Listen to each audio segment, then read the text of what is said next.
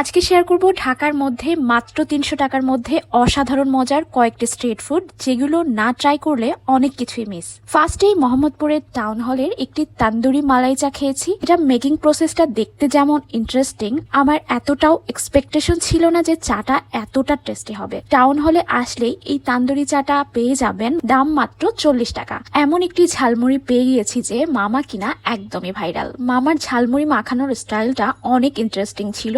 ঝালমুড়িতে ডিম, চিকেন, কলিজা, আলু সবই থাকে। সায়েন্স ল্যাবের সিগনালে আসলে এই মামাকে পেয়ে যাবেন রূপসী বাংলা এই শপের সামনে। আমি ৫০ টাকার এই ঝালমুড়িটা ট্রাই করেছিলাম, টেস্ট খুবই মজা ছিল। মামার স্পেশাল ঝালমুড়িটার দাম অবশ্য ১০০ টাকা। মেবি নেক্সট টাইম গেলে ট্রাই করব। ধানমন্ডি লেকে তো সবারই কম বেশি যাওয়া হয়। ৮ নম্বর ব্রিজটা পার হলেই এই ফুচকার কার্ডটা পাবেন। একটা সময় এই মামার ফুচকা অনেক খাওয়া হতো, মাত্র ৫০ টাকায় অনেক মজার ফুচকা পাওয়া যেত। বাট এবারে এসে মনে হয়েছে টেস্টটা একদম বাজে করে ফেলেছে। এবারে ঢাকা শহরের একটা বেস্ট রাজকচুরির সন্ধান আমি তোমাদেরকে দিব। বিশাল বড় একটি ফুচকার মাঝে দই, ডাবরি, চানাচুর, তাদের স্পেশাল মশলাগুলো দিয়ে রেডি করে দেয় এই রাজকচুরিটা। এটার দাম ছিল মাত্র ১৪০ টাকা। একটা নিলে অনায়াসে ৩ জন খেতে পারবে। এই যে হচ্ছে শপটা, এই শপটায় পেয়ে যাবে। আর এটা কিন্তু টাউন হলে আসলেই পেয়ে যাবে। অ্যান্ড মোহাম্মদপুরের সূচনা কমিউনিটি সেন্টারের একদম পাশে আসলে পেয়ে যাবে এই চিতই পিঠা আর ভর্তা, তাও আবার ৪০ আইটেমের ভর্তার সাথে। শুটকি টাইপের ভর্তাগুলোর টেস্ট